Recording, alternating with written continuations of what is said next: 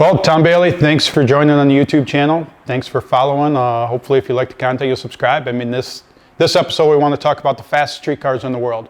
So, common misconception with them, and there's a whole bunch of opinions on them. It depends on who you are and what you like. So that's what we're going to get into in this episode, fastest streetcars in the world.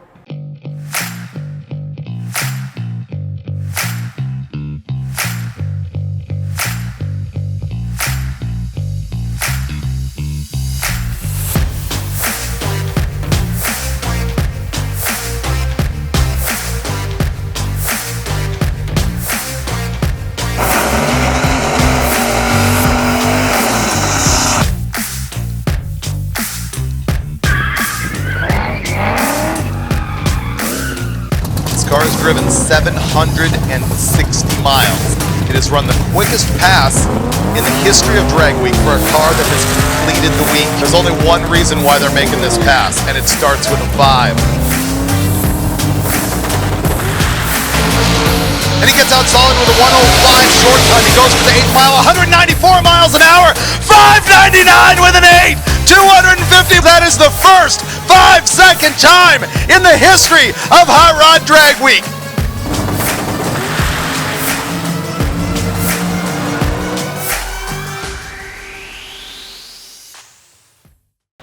All right, I just want to make sure I cover with you, when I say the fastest streetcar in the world, the way it's translated by some people, I mean to say the quickest streetcar in the world. When it comes to a lot of racing, when it comes to half mile and mile and standing mile and Bonneville, mile per hour is what determines where you sit at in the record books. When it comes to drag racing, it's ET. So mile per hour is fine, and mile per hour is good. It's something to judge things by, but mile per hour is a side note as far as I'm concerned. ET is what makes you the fastest / quickest streetcar. So the order of my list is going to go based on ET. So if we were to do mile per hour, then there'd be a little shakeup in there. So, but I just want you to know, when I do this, this is all about ET, because at a drag strip, ET is what matters. The mile per hour is just a secondary note. All right, guys, what defines a streetcar? I mean, that is probably, a question that for every person that there is has a different opinion on that. So, a lot of people say, oh, well, this is how it came off the assembly line. This looks more street. My opinion of a streetcar, I guess, is what will go on right now. My opinion of a streetcar, probably David Freiberger is the one that said if somebody wanted to bring a funny car and they could drive it on the street and be able to go from track to track with it, then that's a streetcar. So kind of the same lines. I obviously love original looking. I love steel body stuff. But when you're pushing the envelope with something, I'm also for an all out, whatever you can do to make it as fast as possible, but at the same point, be able to have license insurance on it, meet the DOT, which here in the United States obviously is pretty easy. Here in Michigan, you show up with title, proof of insurance, and you get a license plate. I know that Australia, very strict. So therefore, like their event and stuff they do, the cars are noticeably slower because impound is a real thing over there, and cars getting crushed. Sweden, I think, is a little more lax. They definitely have some very quick cars, and some of the Swedes come over here and race. And what their rules aren't, I'm unsure. But I can tell you in the U.S., at least most states, and people say, oh, well, you can't drive that in California. I've driven my car in California. You can't take that here. You can't take that there. Opinions are kind of like assholes. Everybody's got one. So, but without further ado, I guess we'll jump into the list of the 5 fastest streetcars in the world. And most of them are based in the United States. We do have one that's based in the UK. So, but let's start with number 5. Rod with his 84 Cutlass. Rumor has it he's had this thing since high school, or not rumor, Rod told me. I don't know if it was his first car or not. Gone through a bunch of renditions to get to the point that it is now. And He comes in at 5 on the list. That car went in November of last year, was his first 5-second pass. They went 599. I think the mile per hour was like 240 or 245. They did go 260 with the car though on a different pass. Same thing out in Vegas during the stuff. I'm not sure why the 599 pass was a little lower mile per hour. I mean, it could be a sign that someone was hurt, just could be a fluke. So might have a little bit more in it. I'm going to see Rod here in the coming weeks. We're doing a streetcar shootout for NHRA down in Gainesville at the Gator Nationals. Rod's car, street and strip, is the same. No big changeovers or anything that I know. I know that his car is set up. Shane T's the tuner on the car. It's set up to where it'll run on E85, it'll run on pump gas. Obviously they run methanol at the track. As far as streetability comes into question, it's been on the street, they've gone on little short cruises. Rod's car's never done an event though. It's never done a drag week, it's never done a Rocky Mountain Race Week, never done a Midwest Drags, it's never done an endurance race. So something where you're proven that you can go from street to track and make it happen in a quick fashion and run those times. So that would be the knock against Rod's car as far as most people are concerned. I still look at it and he drives it on the street. It's been on the street, so therefore, pseudo-technically, it's a street car. He's 5 on the list, and he's earned that with it.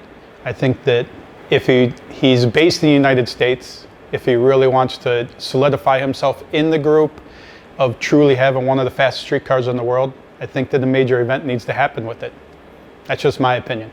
So, and that's Rod with the Sorceress at number 5. All right, number 4 on the list. So he's a drag week veteran. Obviously, I mean, he's won drag week 5 times. He's got a custom license plate that says 5-time on it. Obviously, the guy's a little full of himself, in my opinion. But Larry Larson, number 4. So in the truck, the S10. Last time he did drag week, 2014. It was a bit of a spectacle that he put on that week. But at the end of the week, I don't know if it was during competition, after competition. I mean, it's kind of irrelevant. At the end of the week, he did a 616 pass. And then later that year, he went to Vegas, I guess common denominator. Rob said his stuff in Vegas, and Larry went to Vegas for the Streetcar Super Nationals. And that's when he won his first 595, I believe. Since then, I know he's had a couple other passes in the 5s. I think the best time he's ran is a 589, 240 miles an hour. The truck's definitely been in the endurance events. He's won Rocky Mountain Race Week several times. I competed against him in the truck 2014 Rocky Mountain Race Week. I had 1.0. Not sure the reason, but that was the first year Rocky Mountain Race Week. I know that the truck was higher up in the 6s. There's a weight deal because you have to weigh 3,200 pounds, I think, for Rocky Mountain Race Week. 1.0 was faster than truck. 1.0 also dropped a valve after the second day. So out of competition, was running faster pass. And like I said, I mean, he's ran a 587 or 589 fastest pass with the truck, and street abilities there, it's been proven with it. He does a lot with changeover, from going from the street to the race. So with that, he changes the doors, steel doors, puts on carbon fiber doors, takes off the radiator. I believe that he goes from a big radiator and he just has a small, like, trans-cooler size radiator for cooling between rounds or something, takes out the rear fuel cell. A couple of the changes, I mean, I know obviously 2014, that was a big spectacle, was how many people it took to change over his truck. I mean, pictures all around that of doing the changeovers, brand new vehicle, brand new setup. I know that he was trying to push the rules of drag week with it. Like, that was kind of like his statement to be able to do with it. But at the end of the day, I mean, the only knock is that if you're changing a bunch of stuff, I mean, doors don't matter to me, but if you can't drive it on the street the way you raced it, like full radiator, full street tank in it, then that's a little bit of a knock in there. But at the same point, you can change it over quickly and get it from race to street, then it's obviously still a credible vehicle. So 589 with it. I know that at that point in time, I think it had a 670 cubic inch engine. Rumor has it that he has a 41X water, so Alan Johnson deal or whatever. I looked at that engine at PRI. That's what's in the truck right now. That engine, if you look at the cooling and stuff like that, that's really not a street engine. I mean, it's basically for cooling between rounds. So we'll see. I mean, that's, once again, rumor has it's coming out this year with it. See how far he can go with it, see what the changeover is. Right now, he obviously sits at number 4 on the list, and that's Larry Larson with the S10 truck. All right, on to number 3 on the list. So here we got to go across the pond over to the UK. You got Andy Frost. Andy Frost, very similar story to Rod. So basically a car that he's had forever. It's gone through a lot of renditions. I'm not sure the backstory on exactly how long he's had it, but I mean, I've seen pictures of everything. I mean, this basically went from a full street car converted to a race car to exactly what it is now. So same deal as Rod. It hasn't competed technically in a endurance style event, so it hasn't been to a drag week, Midwest Drags, Rocky Mountain Race Week, nothing like that. There's videos, and definitely it's been driven on the street. For how long, and could it make it 300 miles between tracks? I mean, that's kind of an unknown.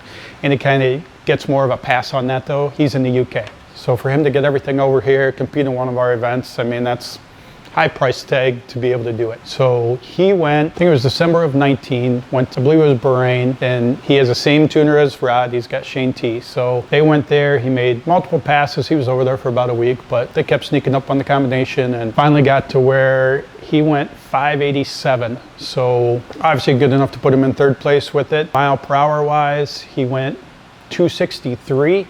So technically you're talking the fastest and quickest, which I mean I'll cover in a different area, but 587 with it. I don't know what it takes as far as conversion from track trim to street trim. Not sure about any of that, but I do know it's a big car, heavy car. So the fact that he was able to get in 5s with it is amazing. Like when he was on the quest for 5s with it and I watched the build of it, I like to call Andy a friend. We've never met in person, but I mean, we've talked, and I mean, I have nothing but respect for the guy and what he's done and what he's accomplished with it. And that's Andy Frost. On to number 2. Number 2 on the list is the one and only Jeff Lutz. So another friend of mine, obviously with his 69 Camaro, obviously drag week veteran. He's won drag week multiple times as well, and knows how to make something live on the street. Different concept with Jeff is Jeff's car started out as his Pro Mod, which was, he was NMCA champion with it. It was yellow at that time. And since then, when the whole thing started, I guess in 2014, I think with Larry with the truck, and then I was also building 2.0 at the time. And then Jeff said, okay, well, I'm going to get in this game too. So he converted that car over to street to compete in drag week with it. So he went in 2015, on the first day, he went 605 at like 250 miles an hour. So definitely the fastest pass that had ever been done on drag week. However, he didn't make it to day 2. And him not making day 2 had nothing to do with the drivetrain. It was a charging issue or whatever that just took him out. And I think it was the rush to get the whole thing together to be able to make it there. But either way, like as far as drag week events, that tossed that out of the mix, because unless you completed the entire event, then any times or mile per hour or anything like that didn't count. So that would be what happened now with 2015. 2015 was my first year with 2.0. I was lucky enough to make it through the event and I won that year. So then 2016, Jeff came back, charging issue straightened out. I doubt that he had to work on anything else with the car, but he definitely rocked it out 2016. So first Pro Mod style car, first, I guess, the edge as far as you know it to, actually no, 2015 would have been my car as a Pro Mod style car, except we didn't have the car anywhere sorted out. So therefore, I mean, our times weren't very good. So, but 2016, Jeff's times were good. He finished the week, I think, with a best time of 610. 610, like it wasn't 250, so 240 something, we'll say. However, after the week, and once he made it through the week, then he went, which obviously he won drag week 2016. Then he went down to Florida, Orlando testing in, I'd say it was November, December again. So he spent a day there testing and knocked off 5 or 6 runs in a day. I think all were in the 5s, but I mean, his fastest run of the day was a 585. So 200 and once again mile per hour like kind of eludes me. But either way, it was a 585 pass, which solidly at that point in time had him #1 in the world as far as the fastest street legal car. So with that, and that was in the same trim as drag week. He had said that they just had an issue like with the tune-up, that they were running a different tune-up, and they just, obviously, I mean, when you're on drag week, sleep sometimes eludes you. So therefore you got 5 days of sometimes next to no sleep because you're racing in the morning. You got to get everything packed up and you have to drive that vehicle to the next track, which is usually somewhere between 200 and 300 miles away. Then the next morning you got to do it all again, and you do that for 5 days straight. So it's more of an endurance test, not only on the car, but on the person. And either way, he came out of there and he said they just missed something with the tune-up, so they went down there, same way that they raced the car, and they were able to knock off 585. So the only, I guess, asterisk with Jeff's car would be that that it is a decent conversion. So he goes from the street to the track. His was a Pro Mod, so therefore when he races it at the track, I mean, basically it's that Pro Mod again. When he does the street driving, he takes out the front fuel cell, the race fuel cell, and he puts in a radiator on the front. And he either has a different set of wheelie bars or he just has a fuel cell that, that goes inside the wheelie bars. So, and that's his street tank. So other than that, I don't know if he changes tires. I mean, I'm sure he probably changes tires, but I mean, other than that, just standard style conversion stuff. So the only, like I said, the only asterisk with it is that between street and race, that you are able to discount a decent amount of weight in the car by getting rid of the radiator, getting rid of the street tank, and converting it. So, but either way, I mean, at this point, #2 on the list, Jeff Lutz with his '69 Camaro. All right, #1 on the list. Obviously, I'm the one doing the video. #1 on the list is my car. Fastest time, we've been 577, like 259 point something. So that was in Florida last year. We went 577. Drag week, we were the first car to go 599 and the first car to go 250 miles an hour. So the question there, like I said with the #2 car with Jeff Lutz, is he actually went 250 in 2015, but because it didn't finish the event, the 250 didn't count. So the 250 we did on the last day in 2019 made it the first car that went 250 miles an hour completing drag week. Also the first car to run a 5-second pass, whether competing drag week or not. I mean, it was the first 5-second pass in drag week. So it was on the last day, last pass of the event, and it was kind of bottom of the 9th and bases loaded, and you needed a hit to win the World Series type deal. So all the cards on the table, we put it there. We went 607 earlier in the day, but obviously went back up there for that 599 pass to try and get that. That's also the first time that car went a 5. Car was built and finished in 15, went through different engine combinations. I mean, in either 2015 or early 2016, went 601, but then eluded until 2019 of actually getting its first 5-second pass. I broke a lot of stuff in the meantime, so the car was down a decent amount of time, but 599, 250 on drag week, in drag week trim, and then went down to Florida test and we went like a 588, and I mean, we were actually only supposed to do short testing and figuring some stuff out for the Gator Nationals last year. And the track was on point, so we just went with what we had there that day, and out of it we were able to obviously set the record, the 577. Difference between, like I said, changeovers and stuff, like that was in basically full street trim. So the radiator's in there, the street cell's in there, the trailer hitch is on there, like everything was exactly the same. The only thing that's different between going from the track to the street is we have a grill cover that covers the front nose so that air doesn't get through there. We change over to methanol, we run methanol on the track, pump gas on the street.